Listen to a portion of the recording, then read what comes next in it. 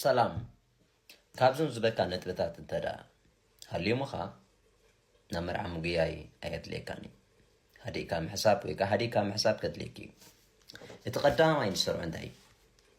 ኢሞሽን ናትካ ስምዒት ናትካ ስምዒታትካ ክትቋፅር ዘይትኽእል ሰብ ተዳ ኮንካ ከቢድ እዩ ሓዳር ትገብር ብጣዕሚ ከቢድ እዩ ምክንያቱ ስምዒት ናትካ ክትቋፅር ዘኽእለካ ሓይሊ እንኮ ንበይንኻ ነብስኻ ቅድም ክትመልካ እዩ ዘለካ ምክንያቱ ንበይንኻ ንስኻ እንተዳ ትሓርቕ ትኾንካ ብንጠቅም ዘይጠቅም ትቆጣዕ ትኾንካ ስትረስ ትገብር ትኾንካ መራ ኢሞሽን ኮንካ ብዙሕ ነገር ትገብር ትኾንካ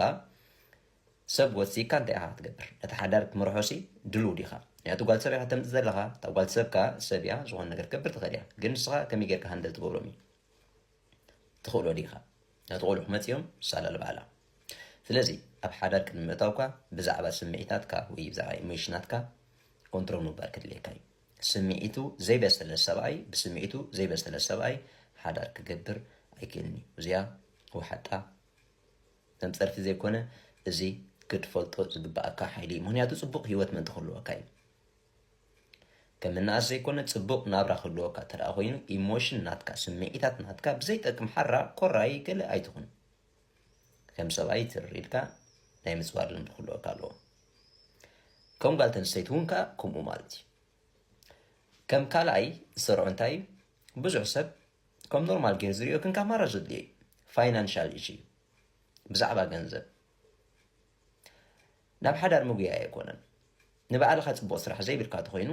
ፅቡቕ ስራሕ ዘይብልክ ተኮይኑ ፅቡቕ ደሞ ዘይብልክ ተደኣ ኮይኑ እንታ ንበይንኻ እውን ተደኣ ፅቡቕ ክትነብር ዘይትኽእል ተደኣ ሃሊኻ ኮንካ ንምንታይ ኢኻ ጓል ሰብ ከተምፅእ እንታ ነብስኻ ክትመርሓ ዘይትኽእል ተደኣ ሃሊኻሲ ወይ ዘለካ ፀገማት ተሃሊካ ከይፈትሓኻስ ናብ ምንታይ ኢኻ ትጓየ ዘለኻ ንምንታይ ስለዚ ቅድሚ ናብ ዝኾነ ይኹን ስጉም ትመታውካ ፋይናንሻል ኢሹ ናትካ ወይ ዘለካ ናይ ገንዘብ ዓቕሚ ናትካ ቸክ ግበሮ ምክንያቱ ዝኾነ ይኹን ነገራት ተረጋጊኻ ሂወት ፅቡቕ ዝኾነ ናብራ ክትመርሕ ተደኣ ኮንካ ቁሩብ መበገስ ክኾነካ ዝኽእል ነገር ክህልወካ ኣለዎ እዚ ክብለካ ከለኹ ቅሙጥ ዝኾነ ኣሸሓት ዶላራት ኣብ ባንክ ክህልወካ ኣለዎ ማለት ኣይኮነን እንተወሓደ ደሓን ዝኾነ ናይ ስራሕ ቦታ ሃሊካ ኣታዊ ትረኽበሉን ነብስኻ ክኢልካን ናብ ሓዳር ክትኣትለካ ካብኡ ዘይብልካ ተደኣ ኮይኑ ግን ነታ ጓል ሰብም ክትልክማ ኢኻ እቶም ደቅኻውን ክትልክሞም ኢኻ ምክንያቱ ድሌቶም ክረኽቡ ይክእሉን እዮም ድሌቶም ክማል ይክእሉን እዮም ምክንያቱ ስለምንታይ በዚ መፅኡ ኣብ ዝምዕብል ሃገር ሓንቲ ጓል ተንስተይቲ ናብ ሓዳር ተደኣ ኣቲኻያ ሰሪሓ ተኣቱ ዝግባእ ውላድ ተደኣ ሂብካያ 60% ናታ ይጎድል ኣሎ ማለት እዩ ምክንያቱ ሰሪሓ ክትኣቱ ይትኽእል እያ ቆልዓ ናይ ግን ተወሓደን ዝተወሰነ ዓመታት ክትፀኒሓ ቆልዓ ንክትዕብየልካ ንስኻ ነዚ ዘሎ ነገር ዓመታት ክሳብ ትውላድካ ጎቢዙ ናብ ካልእን ዝኸይድ ዓቕሚ ለካ ዲኖ እቲ ናታ ፀገማት ክትሽፍኖ ምክንያቱ ተምፃይ ኢኻ ዘለኻ ደው ኢኻ ትብላ ዘለኻ ኣብዝኻ 80% ማለት ዳርጋ ኣብ ሕብረተሰብ ተሰዲዱ ዘሎ ዝኾነ ሓላፍነታዊ ዘይኮነ ሰብ የለን ምናልባት ስድሩ እንተዳ ሙሳ ሃልዮም ቤተሰቡ ኮኑ ኩሉ ካልኹም ሓላፍነታዊ ዘይኮነ ሰብ ዳርጋ የለን ክትብሎ እዩ ዝምረፅ ስለዚ ነዚ ሓላፍነት ናትካን ናታን ትስኪንካ ክትከይድ ትኽእል ዲኻ ዘይትኽእል ተደኣ ኮንካ ዓቕሊ ግበር ምክንያቱ ንዕኡ ክሳብ ትኽእል ድሉ ክሳብ ትኸውን ዝከኣለካ ፃዕርካ እዩ ሽዑ ናብ ሓዳር ወስን እዚ ዝሓሸ ኮይኑ ኣነ ከም መኽረካ ዝኽእል ማለት እዩ ምክንያቱ ጠንቂ ክኾነካ ስለ ዝኽእል ፋይናንሻል ወይ ናይ ገንዘብ ፀገም ተደኣ ሃልዩ ኣብ መንጎ ሓዳር ፀገም ክፍጠር ስለ ዝኽእል ብዙሕ ሰብ ግን ዘድልዮ ከሎ ስቕኢልካ ከም ስክፍታወዲ ወይ ካልእ ነገራት ፍቕሪ እኳ ይእኹል ይብል እዩ ብርግፅ ፍቕሪ ናይ ማእገር ኩሉ እያ ግን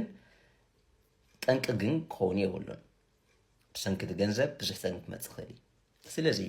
እዚ ፍቕሪ ገንዘብ ክህልወካን ካልእን ዘይኮነ እንታይ ዳ ዘድልየካ ነገራት ንስኻ እንተወሓደ ንቤትካ ነቲ ሓዳርካ ክመርሕ ዝኽእል ኣታዊ ክሳብ ዝህልወካ ናብ ሓዳር ምግያ ኣገዳስነት የብሉን እንተሃለካ ግን ፅቡቕ ነገር ይንዓኻ ማለት እዩ ሳልሳይ እንታይ ዲስፕሊን ዘይብልካ ተኮይኑ ብዝኾነ ሰብ ክትራፀም ኢኻ ምክንያቱ ሓንቲ ጓል ሰብ ኢኻ ተምፅእ ዘለካ ክልተ ልቢ ሓደ ሰሚረ ንክኸዳ ብጣዕሚ ሓይሊ ከድልየካ እዩ እዚ ኣብ ፍቕሪ ደይደይ ትፃወትዎ ገለ እዚ ድራማ እዩ ፎጌት ኣባወዳ ግደፎንስ ሓንቲ ጓል ሰብ ከተርግፃን ካልእን ሜላ ስለተጠቀምካ ግን ኣብ ሓዳር ከም ትመርብር ማለት ኣይኮነን ሓንቲ ጓል ሰብ ብሬን ሻወር ስለዝገበርካ ጊፍት ወዲ ጊፍት ገለ ካልእ ቀፃልነት ዘይብሉ ህያባት እዩ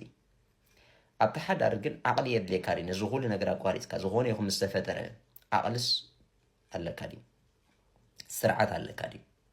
ማለት እዚ ዲስፕሊን እንታይ እዩ ካብ ዘይተደለየ ወልፍታት ካብ መስተ ካብ ቁማር ካብ ጣለ ካብ ወዘተ ዘይተደለየ ወልፍታት ሰብኣይ ንሰብኣይ ከብሎም ዘይክእል ነገራት ማለት እዩ ስለዚ እዚኦም ሓደ ዲስፕሊን ዘይብሉ ሰብ ወይ ከዓ እንታይ ነብሱ ክመለኽ ዘይክእል ሰብ ንሓዳር በቕዓ ኣይኮነን ምክንያቱ ቃል እግዚኣብሔር እንታይ ዝብል እቲ ነብሱ ክመለኽ ዘይክእል ንዓይ በቕዓ ኣይኮነን ይብል እታ ቤትካ እታ ሓደርካ ቤት ኣምላኽ ጌርካ ውሰዳ ስለዚ ነታ ቤት ከተኽብራ ትኾንካ ነብስኻ ምለኽ ካብ ዝኾነ ወልፍታት ነፃ ክትከውን ኣለካ ዝብል ማለት እዩ ራብዓይ ኣብ ብዙሓት ደቂ ኣንስትዮ ይኹን ደቂ ተባዕትዮ ዝረአዩ ንስኻ እንታይ እዩ እዚኣ ናተይ ቲባ ኣይኮነትን እዚኣ ናተይ ቲባ ኣይኮነትን ወይ ከዓ እዚ ናተይ ቲባ ኣይኮነን ኣነ ደስ ዝብለኒ ወዲ ከምዚ ክኾን ኣለዎ መልክዑ ፅቡቅ ክኾን ኣለዎ ቀይሕ ክኾን ኣለዎ ነዊሕ ክኾን ኣለዎ ፀሊም ክኾን ኣለዎ ስፖርታዊ ክኾን ኣለዎ ወይ ከዓ ከም ትምህርቲ ብሎ ኣለዎ ከምዚ ወዘተ ዘይተደልዩ ባህግታት ማለት እዩ ዘስክረካ ዘዕብደካ ባህግታት ዝኾነ ሰብ ወይ ዝኾነ ወዲ ብዙሓት ኣዋል ስለተሃበበ ተደላይ ማለት ኣይኮነን ዝኾነት ጓል ዝኾነ ወዲ ስለዝሓተት እውን ተደላይት ማለት ኣይኮነትን እዚ ብዙሕ ሰብ የሽክዕ ኣሎ ደጋዊ ፅባቐ ማንም ሰብ ይፈልጦ እዩ ብደጋዊ ፅባቐ ንሰብ ኣገዳስነት ከም ዘይብሉ ክትመርፆ ዝኾነ ሰብ ይፈልጦ ግን ዝኾነ ሰብ ኣይጥቀመሉን እዩ ምክንያቱ ከምኡ እዩ ዝብል እምበር ሰብ ዝኾነ ነገር ይግደስ እዩ ከምኡ ስለ ዝኾነ ኢኻ ብዙሕ ሰብ ጠንቂ ሓዳር ፍልል ዝበፅሕ ማለት እዩ ስለዚ እቲ ቀንዲ መሰረታዊ ነገር ኣብ ካራክተር ኣብ ባህሪ ውሽጣዊ ፅባቐ ዳ እምበር ከመይ ሓላፍነት ኣወዲት ሰብ የንብረኒ ድዩ ነብሱ ከመይ ምክንያቱ እቲ ሰብ ክመፅእ ከለካ ቅድሚ 5 ዓመት ዝነበረ ከመይ ዓይነት ሰብ እዩ ብሕጂ 5 ዓመት ከ እንታይ መደብ ኣለዎ ኣብ ናትካ ናይ ክልቲኻ ሆቢ ኢኻ ክትራኸብ ትኽእል ኢኻ እንታይ ዓይነት ስእሊ ኣለካ ክልቲኻ ክትወሃጅ ትኽእል ኢኻ ነቲ ሓዳር ተሰሚኻ ክትመርዖ ትኽእል ኢኻ እዚ እዩ ንዓኻ ሓዳር ከገብረካ ዝኽእል መልክዓ ፅብቕቲ ኮይና ፅቡቅ ኮይኑ ወላ ሓንቲ ዝገብረካ የብሉን ንዓኻ ትገብረልካ ነገር የብላን ኣብ ደጋዊ ፅባቐ ዝበዝሐ ነገር ግን ኣነ ከም ሹር ኮይና ክነገርኪ ዝኽእል ንዓኺ ጓል ኣንስተይቲ ወይ ከዓ ተባዕትያ ማለት እዩ ብደጋዊ ፅባቐ ርኢኺ ወይ ከዓ ብዝኾነ ይኹን ነገር ባህግታት ናትኪ ብደጋዊ ፀለክዮ ነገር ርኢኺ ሓዳር ትራ ጀሚርኪ እመኒ ይንዋሕ ይሕፀር ብዘየገድስ ምስ ዘይኮነ ክሰብ ተፃሚድ ክለኽ ማለት እዩ ወይ እንዳሓረርክ ክትነብሪ ኢኺ እንዳጓሃ ክትነብሪ ኢኺ ወይ ከዓ ክትፈላለ ኢኺ ምክንያቱ እቲ ስኢልክዮ ዝነበርክ ሰብ ረኺብክ የለኸ ግን ትባህር ኢኻ እዩ ስለዚ ሰብ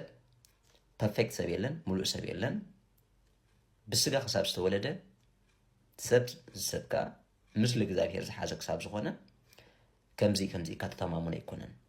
ንስኻ ክትገብሮ ትኽእል እንታይ ወይ ክትገብሮ ትኽእሊ ፍቓድ እግዚኣብሔር ክኾነልካ ክትፅሊ ፅቡቅ ነገር እዩ እግዚኣብሔር ፍቓድ ይኹን ኣነ ምስ ሰብ ዝክነብር ምዛ ሰብ እዚኣ ክነብር ኢልካ ፀሊ ኣምላኽ ተፈቒድዎ መናብር ትኾንኩም ዝተባረኸ ሓዳር ምክንያቱ ክትመርሑ ትኽእሉ ኢኹም ኣምላኽ ዝበረኹ ሓዳርካ ዝባረኹ ነገርካ ማንም ኣየፍርሶን እዩ ስለዚ ከምዚ ነገር ኣነ ከም ሓሳብ ክበኩም ዝኽእል ማለት እዩ እቲ መወዳእታ ነገር ከብለ ዝኽእልካ እንታይ እዩ ሓምሻይ lack of communication ኣብ ብዙሓት ሰባት ዝረአዩ ክእለት ዘረባ ዘይምህላው ወሓዲ communication if you don't know how to communicate with someone else then you lose everything ኣብ ቀዳማይ ነገር ቀዳማይ ክትገብሮ ዝግባእካ ታሃሊ እንታይ ከመይ ጌርካ ኮሙኒኬት ትገብር ምስ ሓደ ሰብ ምስ ሰብ ከመይ ጌርካ ትዛረብ ቅድሚ ምዝራብካ ገጽ ሰማዕትኻ ንበብ ዝበሃል ኣሎ ምክንያቱ ክትዛረብን ከለኻ ዓቕሚ ትሰብሪ ኢኻ ክሰምዓኒ ይኽእል ድዩ ክርዳእኒ ይኽእል ድዩ